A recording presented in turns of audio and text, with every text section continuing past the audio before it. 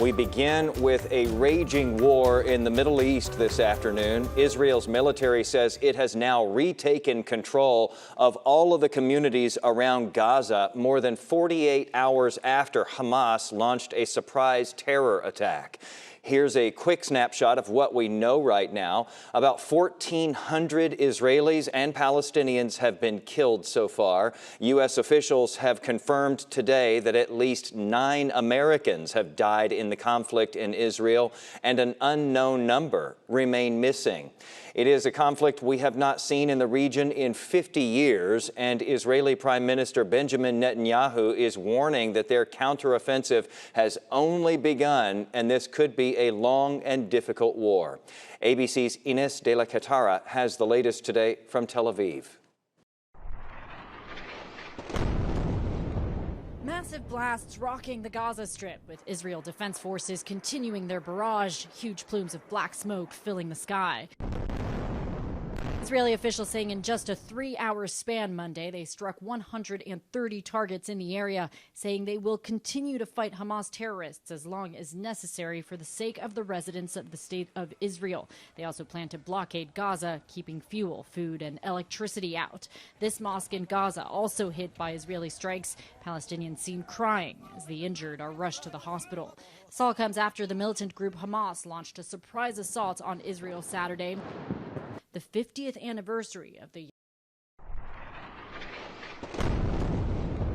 massive blasts rocking the Gaza Strip, with Israel Defense Forces continuing their barrage, huge plumes of black smoke filling the sky.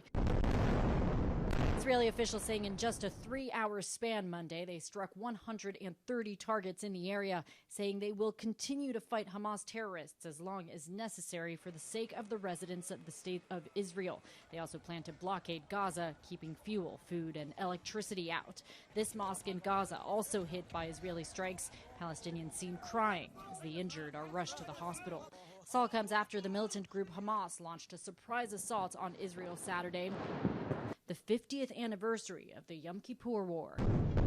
More than 2,200 rockets launched as armed Hamas militants also raided towns, going door to door, executing innocent people. At an Israeli music festival in Negev, rescue workers say 260 bodies were removed from the desert. It's really living hell. Never seen something like this. I've been in 2 wars in my life and never seen anything like this.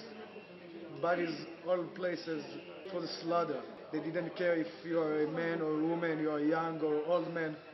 They are killers, they are murderers. Israeli officials say dozens who were not killed were kidnapped instead and taken to Gaza as hostages, including this Jewish grandmother. I'm sure she's very scared, and I'm sure she feels very alone.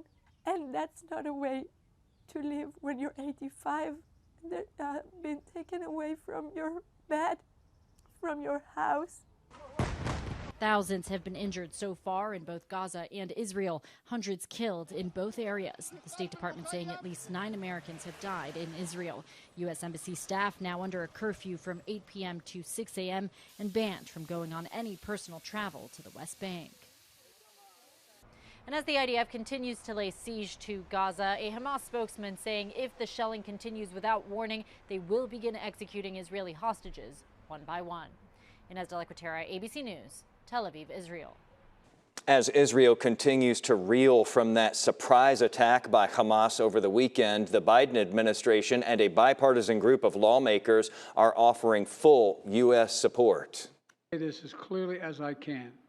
This is not a moment for any party hostile to Israel to exploit these attacks to seek advantage. Secretary of State Antony Blinken says more Americans may be being held hostage. The U.S. is also addressing the intelligence failures that enabled Hamas to conduct a deadly, coordinated attack on Israel from the air, the sea, and land. Have to go back and look at what did they miss? Was there complacency involved? It was a holiday weekend where people thinking more about going to parties and celebrations than they were about the threat. One complicating factor for diplomacy right now is that the U.S. does not have an ambassador to Israel in this critical moment when Americans may be among some of the hostages taken by Hamas. And again, Americans are certainly among the dead there in Israel. Conflict between Israel and Palestinians, of course, spans many years and involves a complicated history. Coming up in just a little while at 5 o'clock, Jobin Paniker is going to be taking a closer look at the tensions that led up to the deadly surprise attack there in Israel over the weekend.